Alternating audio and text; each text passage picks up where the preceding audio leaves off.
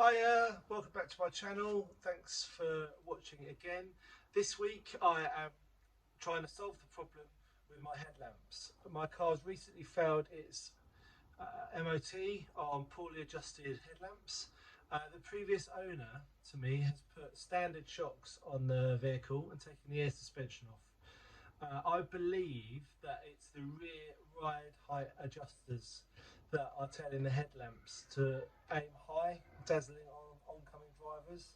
So I'm going to bring it into the garage, bring the back up, take the wheels off, and see if I can adjust the headlamps through the rear ride height adjusters and set the headlamps at the right level. Failing that, I'll be going through the wiring diagrams of the vehicle to see if I can fault find in any of the ECUs or find an adjustment centre somewhere else. Stay tuned, like and subscribe to this video if you found it helpful, and let's get to it. I've put the car in position now, and what I'm going to do is I'm going to do a headlight test. I've turned the lights off in my garage. I'm just going to use the back wall to gauge how high the headlights are and if they would in fact dazzle drivers oncoming and whether there is any real need for any adjustment. So let's look.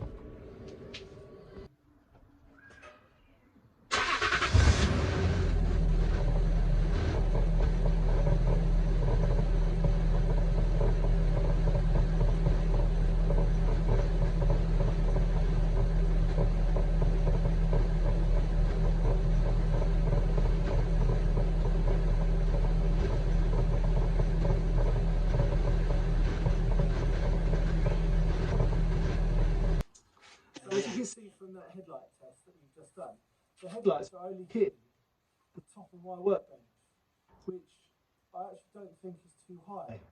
So I'm not sure what the issue was with the MOT tester. I'm going to seek a little bit more advice before I worry about fiddling around with the suspension. I will, however, be replacing the shocks with full air suspension and putting this car back to its full glory, but bear with me and I will I'll report back. See you soon. Right, just to be doubly sure before I make a fool of myself in front of a mechanic, what I'm going to do is I'm going to do the same test that I did last time. I'm going to turn these lights off, I'm going to turn the engine on, get the lights leveled on the bench behind me, and then I'm going to jack the car up, and hopefully we'll see the lights dip down, because that's what should happen. Let's see. Right. Right, turn the car on.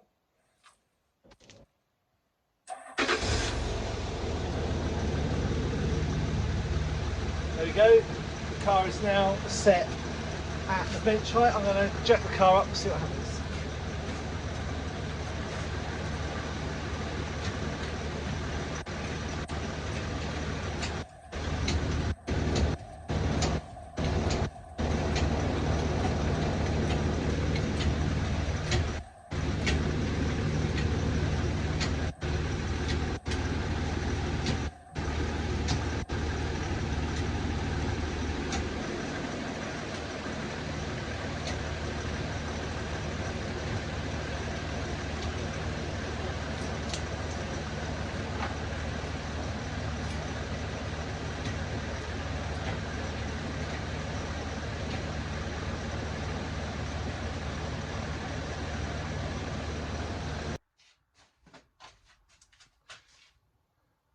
Hello, welcome back. As you can see from my last video, when I jacked the car up, the lights didn't adjust down.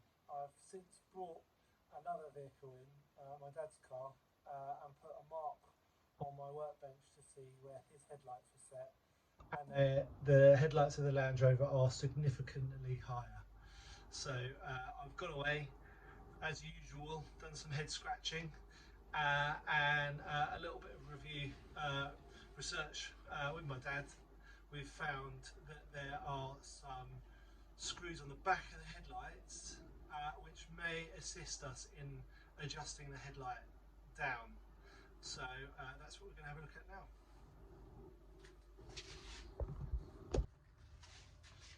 Right, it's time to take the headlights out, and we will inspect them in my kitchen where it's nice and warm rather than this cold garage. See you in a bit.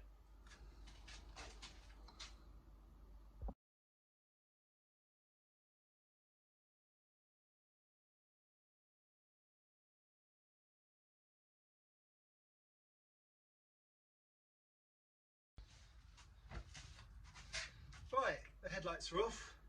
Let's go and inspect them. I think I've already found, with the help of my dad, the bolts, the adjustments that I need to make. Let's go and have a look. Let's go and have a coffee and a look. Bye.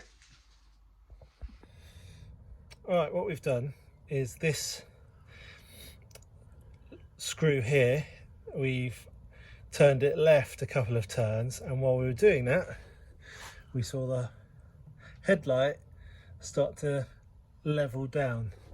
So we're going to put both headlights back in, start the car up, watch the start-up sequence of the headlamps again, and see if we've managed to use this to adjust the top end height of the headlamp. Hopefully this will get us through the dreaded MOT. Right, so I've put the headlights back in. We've got the passenger side or near side adjusted down, hopefully, and the driver's side or off side is left where it was. When we do this test, hopefully we're going to see this side lower than that side, and then it's just really a case of fine adjustments until we get the headlamps out of the right level. Let's go.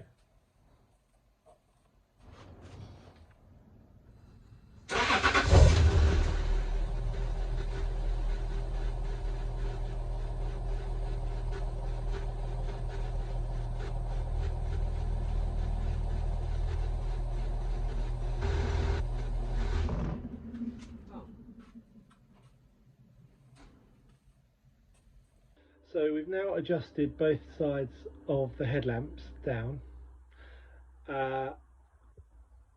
There's a slight oddity that when we run the headlight on its own, it adjusts down to the mark that we made on my workbench for the headlight height, but when both headlights are put in, they readjust up.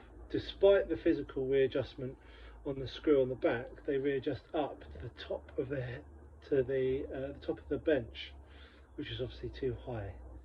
So I've got to do a bit more reading.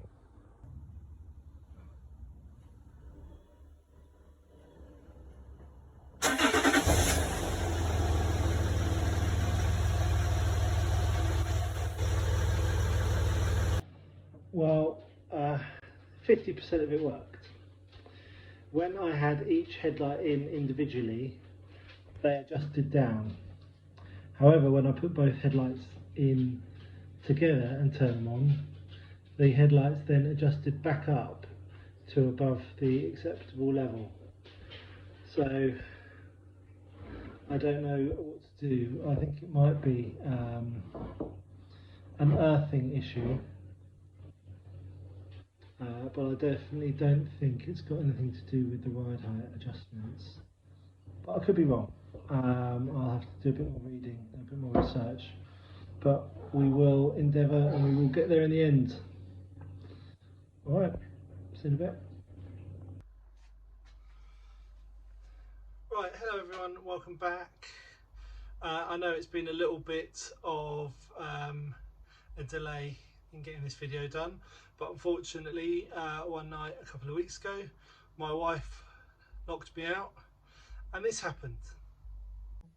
And his name is John C.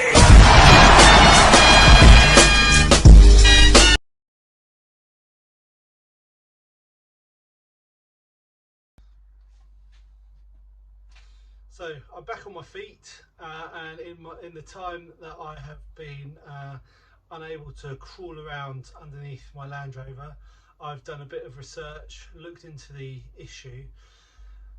Because I have adaptive headlights on my Land Rover, I don't have an adjustment switch where most cars have underneath the little dial for turning the lights on and off.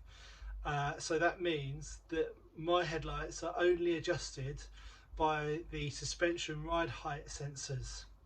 Now, the previous owner to me had put shocks and coils on the vehicle and taken the air suspension system out completely, which has left the front ride height sensors, the arms at a really acute angle, meaning the vehicle from its systems is thinking that the nose is dipped, and that's why it's sending the lights up really high. I've looked into a number of bodges essentially to try and fix this, but as my old man always tells me, if a job's worth doing, it's worth doing properly. I'll show you in a moment what I mean about the ride height sensors and the acute level on the arms, but I think irritatingly my car isn't going to be back on the road anytime soon. I've declared it stolen. It is still insured, but I'm not paying the tax on it anymore because it's sitting on my drive. Because I've decided I'm going to put a new air tank, new AMK compressor, air compressor in, re-airline the vehicle, and get new air shocks, put air struts put on the vehicle to fix the headlight issue, and bring the car back to its original specification. So if you want to come with me, we'll go and have a look in the front passenger side wheel arch, and I'll show you what I mean about the ride height sensors. So here we are. As you can see, I've got standard shocks and coils on this vehicle, not the air suspension that is supposed to be there and should be there. And here is my ride height sensor. So this angle should be far more open than it is, which is leading me to believe that the vehicle thinks its nose is further down. Maybe the struts aren't long enough, or what. But what I will be doing is I'll be taking these suspension arms out. I'll put new air struts in, replumb the air system, and get this car back to its former glory. While I've got the wheels off and the suspension off, I'm also going to be replacing the top and bottom suspension arms, because the bushings were shown as advisories on the MOT. Just another symptom of shocks and coils on Land Rover Discoveries. They smash their way through anti-roll bars, as you can see in my last video, and they just destroy the bushings because they're not designed for this weight. So thank you for watching this video. I'm quite sorry that I didn't manage to fix the lights. As you can see, I gave it a bloody good try. And if a job's worth doing, it's worth doing properly. So I will do it properly. I'll get the suspension put back on. I will do the suspension arms at the same time.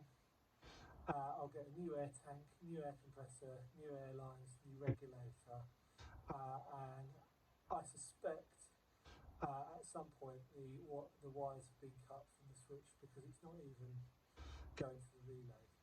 So there's going to be a bit of digging around in the electrics to get the suspension working. And then once that's done, it's on to getting this vehicle overland ready. So it'll be all the modifications and adaptations rather than maintenance. But anyway, thanks for watching. My next video is probably going to be putting the air struts in, and the air tank and the air compressor. We'll do like a mini series. So please like, subscribe, so you can see when those videos are coming in. Thanks again. Cheers.